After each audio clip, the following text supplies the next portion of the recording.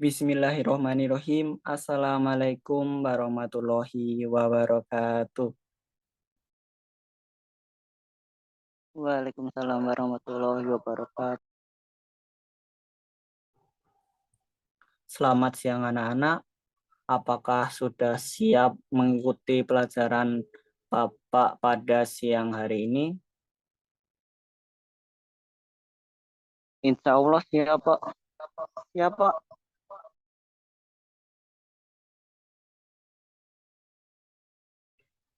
Baik, sebelum memulai pelajaran pada siang hari ini, alangkah baiknya kita berdoa terlebih dahulu.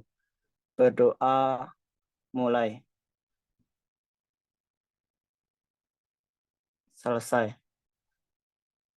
Bapak absen sebentar ya. Andito Cahyo Suminar. Hadir Pak. Roma Sigit Pamungkas. Hadir Pak. Yusuf Faisal. Hadir Pak. Alhamdulillah semua bisa mengikuti pelajaran pada siang hari ini dengan mode daring menggunakan aplikasi Zoom. Di sini Bapak akan menjelaskan apa itu logam teknik ETSA. Apa itu ETSA? ETSA berasal dari bahasa Belanda atau Jerman yaitu ETS, ETCH, yang berarti memakan, berkorosi, dan berkarat.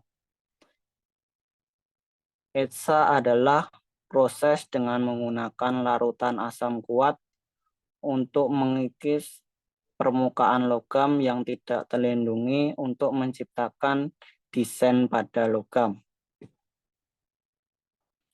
Intinya ETSA adalah melukis, mengukir, atau memindahkan gambar ke permukaan logam dengan mengikis menggunakan larutan asam. ETSA dibagi menjadi dua, yaitu ETSA biasa dan ETSA tembus. Yang pertama ETSA biasa. ETSA biasa biasanya menggunakan plat dengan ketebalan 0,7 mm sampai 3 mm atau di atas 0,7 mm. Jika menggunakan plat dengan ketebalan 0,7 mm ke bawah, ETSA biasa itu akan terlihat sangat tipis. Jadi disarankan untuk menggunakan 0,7 ke atas untuk ETSA biasa ini. Ini adalah contoh beberapa karya ETSA biasa. Ada piagam, plakat, bros, medali, hiasan dinding. Di sini ada yang mempunyai salah satu karya tersebut.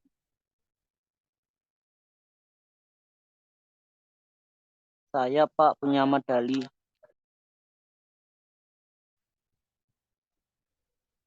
Oke, Mas Andito pernah juara apa atau pernah menjuarai apa sehingga mendapatkan medali tersebut? Juara bulu tangkis Pak. Wah, hebat sekali Mas Andito. Pasti di sini juga ada yang pernah mendapatkan piagam seperti gambar di atas. Piagam ini biasanya diberikan pada saat kelulusan atau wisuda baik SD, SMP, SMA, serta kuliah. Yang kedua adalah ETSA tembus. ETSA tembus biasanya menggunakan plat dengan ketebalan 0,7 mm ke bawah.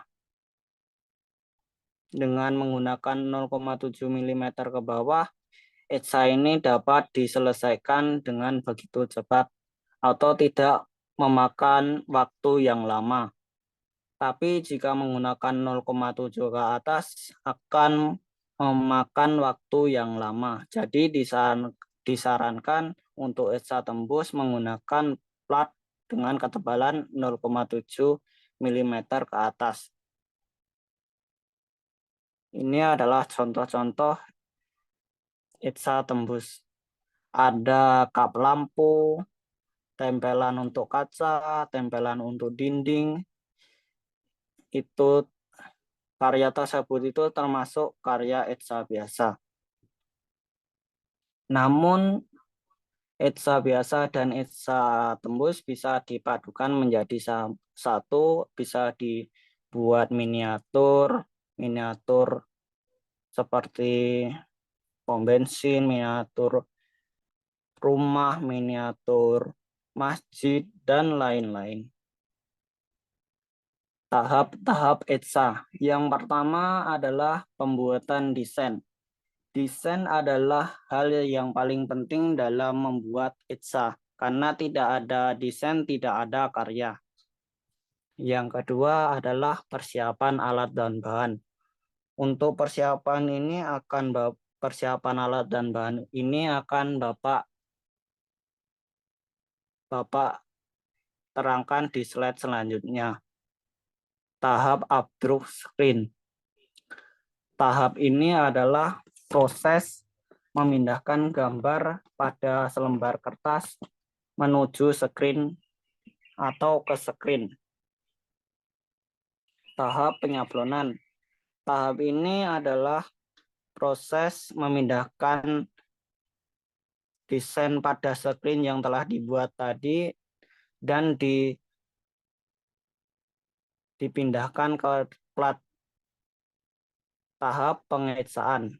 Tahap pengetsaan ini biasanya menggunakan air, ember, takaran, gelas takar, HCl, dan H2 dengan perbandingan HCl H2 3:1.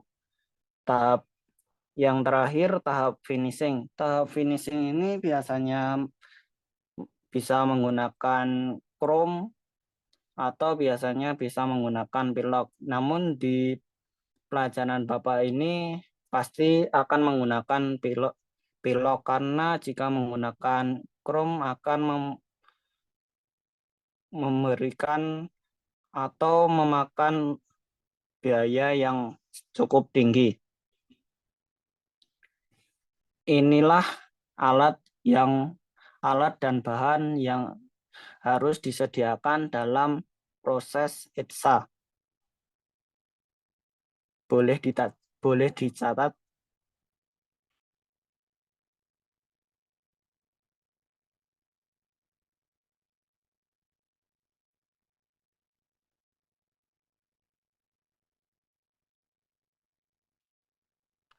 Sudah dicatat semuanya?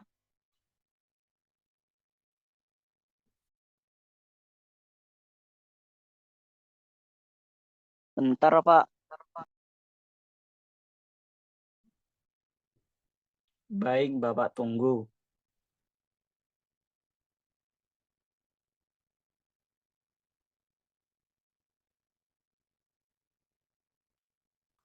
Apakah sudah? Sudah, Pak.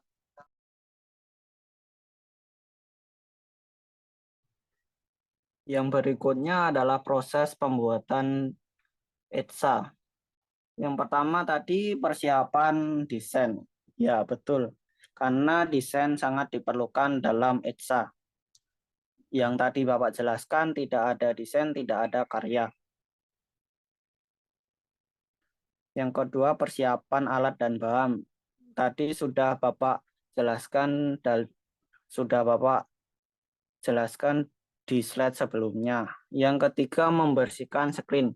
Biasanya screen itu masih kotor, masih terlihat ada bekas cat, bekas afdruk. Biasanya dihapuskan dengan menggunakan larutan M3 Ulano 5 serta menggunakan air. Yang pertama-tama adalah menggunakan M3 untuk menghilangkan bekas-bekas cat yang menempel pada screen. Setelah dirasa cukup bersih atau cat cukup hilang, maka dilanjutkan dengan menggunakan Olano 5 dengan mengoleskan semua Olano 5 ke screen dengan merata dan menghapus. Akan lebih mudah menghapus dengan menggunakan Olano 5. Lakukan pembersihan screen itu 2 kali sampai 3 kali. Yang keempat, pengabsukan. Tadi sudah Bapak jelaskan, pengabsukan adalah proses memindahkan gambar pada selembar kertas menuju screen atau ke screen dengan menggunakan Olano 133. Yang pertama dilakukan adalah mengoleskan secara merata serta menempelkan desain ke atas dengan posisi terbalik serta diberikan cahaya atau panas untuk membuat desain pada screen. Yang kedua adalah penyablonan. Penyablonan ini biasanya menggunakan meja sablon dan rakel. Cara menggunakan rakel adalah pertama diratakan catnya, kemudian ditekan. Yang keenam adalah pengecekan sablon. Ini nih yang sangat penting dalam pengetsaan atau sebelum pengetsaan. Karena biasanya masih ada cat yang melebar atau cat tidak merata, mungkin bisa ditutulkan cat lagi agar atau dihilangkan catnya tersebut sehingga mendapatkan desain yang bagus atau bisa memberikan desain yang sangat baik. Yang ketujuh, pengetsaan. Pengetsaan ini biasanya menggunakan HCl dan H2. Karena menggunakan HCl dan H2, alangkah baiknya jika menuangkannya setelah harus hati-hati dengan menggunakan sarung tangan. Karena jika HCl dan H2 mengenai tangan akan gatal-gatal.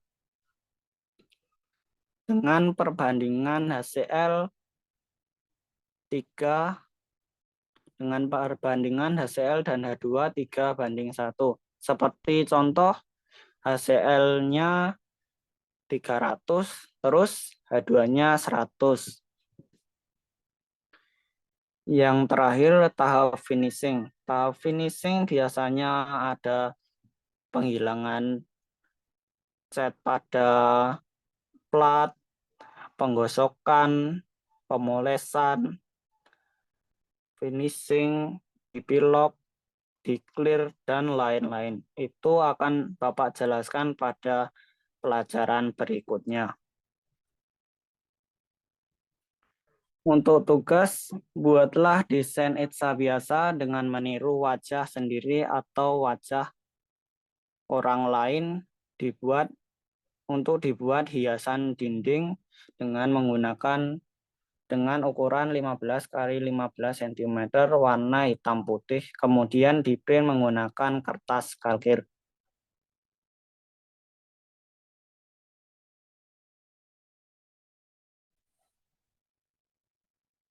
Apakah ada pertanyaan?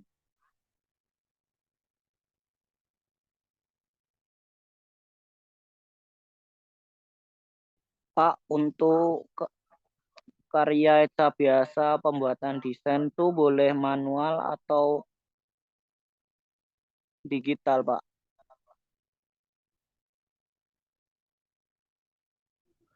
Baik, untuk pembuatan desain boleh manual atau boleh digital.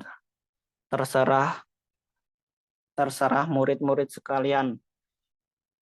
Karena terus di print dengan menggunakan kertas kalkir. Itu saja. Jadi boleh menggunakan manual atau digital. Bisa dibuat dengan spidol, kemudian di print atau digital menggunakan Corel atau di print menggunakan kertas karbit juga boleh. Ada lagi pertanyaan?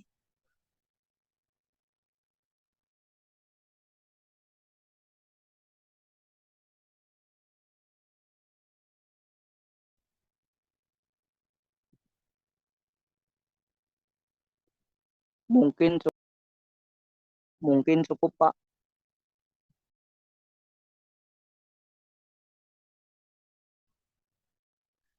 Baik, jadi kesimpulannya etsa biasa adalah